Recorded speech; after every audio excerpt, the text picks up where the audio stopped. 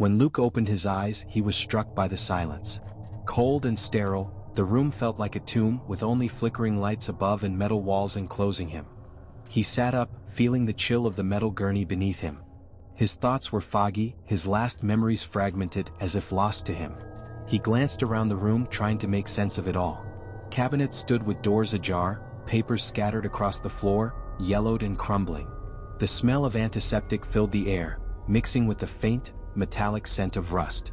Luke pushed himself off the gurney, his limbs shaky as he took in his surroundings. A single door led out, marked with a faded sign above it that read, "Experiment Level 4. He glanced around one more time, hoping for some sign of life. "Hello." He wanted to call out, but the silence warned him to stay quiet. Steeling himself, he approached the door, slowly turning the handle. The door opened to a dimly lit corridor lined with heavy, industrial-looking doors, each labeled with cryptic numbers and symbols. Luke peered into the small windows as he passed, but all he saw was disarray, overturned chairs, broken equipment, and dark stains across the floors that made his stomach turn. Whatever had happened here, it hadn't been gentle. A chill swept over him as he walked, feeling as if the shadows were watching him. Every so often he'd catch a flicker of movement at the edge of his vision, but when he turned, nothing was there. He continued down the hallway until he reached a bulletin board with a hastily scrawled note pinned to it. The words "Do not descend to level 1" were written in bold, red ink. Luke swallowed hard. He didn't know why, but the warning filled him with an instinctive dread. Shaking it off, he continued down the corridor, feeling more alone with each step. His eyes scanned the rooms he passed, searching for anything familiar, any hint of who or what might be here with him. The silence was suddenly broken by a faint hum, low and steady, coming from further down the hall. He followed the sound, hoping it might lead to someone who could explain this twisted nightmare. At the end of the corridor, an elevator sat, its small green light blinking, almost as if it were inviting him in. He hesitated, the memory of that warning flashing through his mind. But with nowhere else to turn, he stepped inside and pressed the button for level 1. The elevator jerked to life, descending slowly. The hum grew louder, vibrating through the metal walls. Suddenly, the lights flickered and the elevator jolted, sending him crashing into the wall. Then everything went black. When the doors finally opened, Luke stepped into darkness so thick he could hardly see his hands in front of him. He took a cautious step forward, and the lights overhead flickered on, casting a sickly green glow on the room before him. His breath hitched as he took in the sight.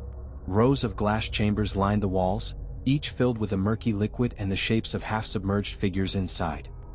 He approached one of the chambers, peering closer, and felt his blood turn cold. The figures were twisted, grotesque, as if they had once been human but had been changed into something other. Suddenly, a deep, resonant sound filled the room, a rhythmic, almost animal-like breathing, coming from somewhere in the shadows. He spun around, but the sound was everywhere, echoing off the walls. Luke backed away from the chambers, his heart pounding as the breathing grew louder, shaking the floor beneath him. The eerie rhythm of it seemed to chase him as he stumbled down the corridor, fear clawing at his mind. He turned a corner and froze. A figure stood at the far end of the hall, its outline twisted and gaunt, limbs too long, its head tilted at an unnatural angle. Luke's mouth went dry as he stared, paralyzed by fear. Then slowly the figure took a step toward him. Luke bolted, sprinting back down the hall, his footsteps echoing around him as he ducked into a nearby room and slammed the door shut. His hands shook as he locked it, pressing his back against the door, listening to the silence that had returned. For a moment he thought he was safe, until the faint sound of footsteps approached the door, stopping just outside. The handle jiggled and a soft scratching noise drifted through the door, like nails scraping on metal. He held his breath, willing it to go away. After what felt like an eternity, the scratching faded, and silence settled once more. Luke exhaled shakily, relief flooding him. He turned and scanned the room, hoping to find something, anything that could help him understand what was happening. His eyes landed on a stack of papers lying haphazardly on a nearby desk. He grabbed one, his eyes widening as he read the heading. Project Genesis, Subject Number 12. Cognitive Mapping and Memory Erasure. A sense of dread washed over him. Project Genesis.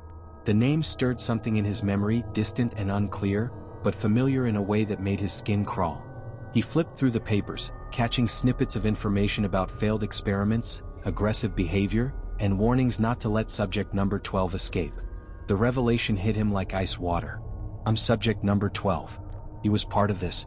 He hadn't stumbled into this nightmare. He was trapped in it, an experiment left to rot with the rest of the facility. A sudden vibration shook the room, pulling him from his thoughts. The deep, rhythmic breathing was back, louder than ever, shaking the walls. Shadows crept under the door, slithering closer, and he knew he didn't have long. Frantically, he searched the room and found a panel on the far wall with a pulsing red button labeled Emergency Evacuation. His last chance. Just as he reached out to press it, the door burst open, shadows flooding in. He slammed his hand onto the button, and a blinding white light filled the room. The creature behind him let out an inhuman shriek, the sound echoing through the facility as everything went black. When he awoke, he was once again on the cold metal gurney, staring up at the flickering lights. The sterile smell filled his senses and the silence returned, heavier this time. He sat up, realizing that the nightmare was far from over. Overhead, a voice crackled through an unseen intercom, its tone sharp and almost amused. "Welcome back, subject number 12, the voice said. The experiment will resume shortly. This time, Luke knew he wasn't escaping. The nightmare had only just begun.